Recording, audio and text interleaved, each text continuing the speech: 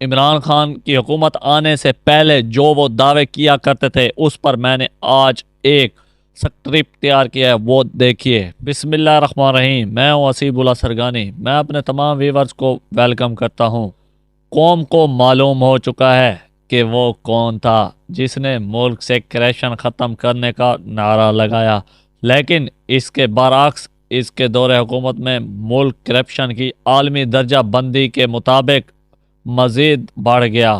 وہ کون تھا جس نے جنرل باجوہ کو پاکستان کی تاریخ کا سب سے بڑا جمہوریت پسند جنرل قرار دیا اور بعد میں اس جنرل باجوہ پر اپنی حکومت گرانے کا الزام لگایا؟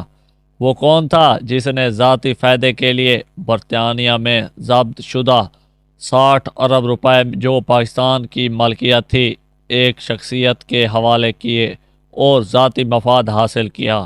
وہ کون تھا جس نے اخلاقی اور سماجی طور پر ملک کو بدترین نقصان پہنچایا؟ وہ کون تھا جس نے ملک کو معاشی طور پر دلدل میں پھنسایا؟ وہ کون تھا جس نے قوم کو تقسیم اور گمراہ کیا؟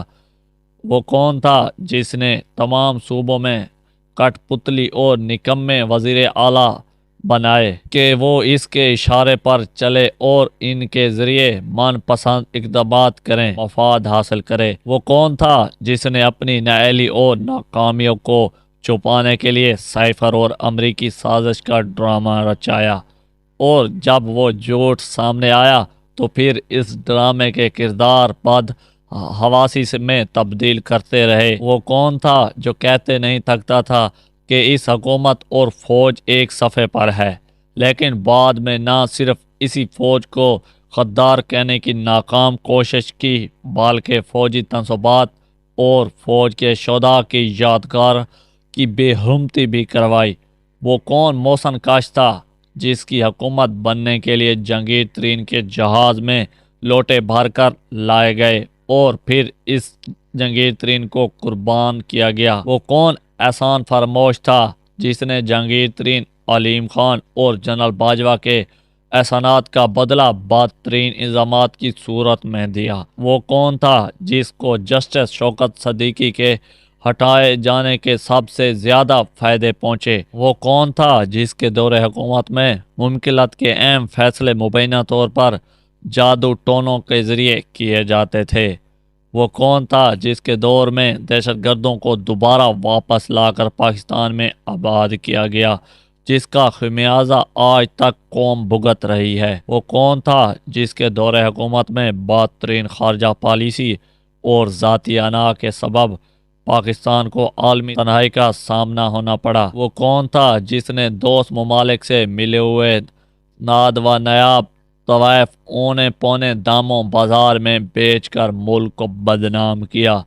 وہ کون تھا جس نے غیر ملک میں اپنے گمراہ پیروکاروں کے ذریعے محترم جج صاحبان کی تصویر کی توہین کروائی؟ وہ کون تھا جس نے بیرون ملک پاکستانی سیاسی شخصیت پر حملہ کروائے اور ان کی توہین کروائی؟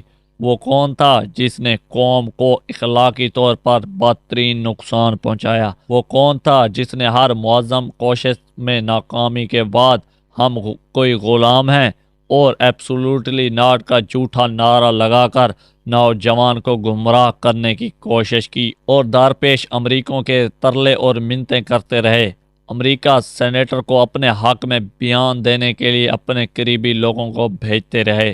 وہ کون تھا جس نے IMF کے صدر سے خود ملاقاتیں کی، انتہائی سخت شرائط پر قرضے کا معاہدہ کیا اور پھر اپنی حکومت جاتی دیکھ کر اس معاہدے سے انفراد کیا جس کی وجہ سے ملک نہ صرف معاشی دلدل میں پھنس گیا بلکہ دیوالیہ ہونے کے قریب آ چکا تھا؟ وہ کون تھا جس کے ناقص و ناکام پالیسیوں کی وجہ سے قوم معاشی مشکلات اور مہنگائی کا شکار ہوئی؟ اب اگر کوئی سمجھتا ہے کہ وہ اب بھی قوم کو بے وقوف بنا سکتا ہے تو اس کی ہی ناسمجھی ہے۔ قوم کو معلوم ہو چکا ہے کہ ملک و قوم کے لیے کون اور کیا بہتر ہے۔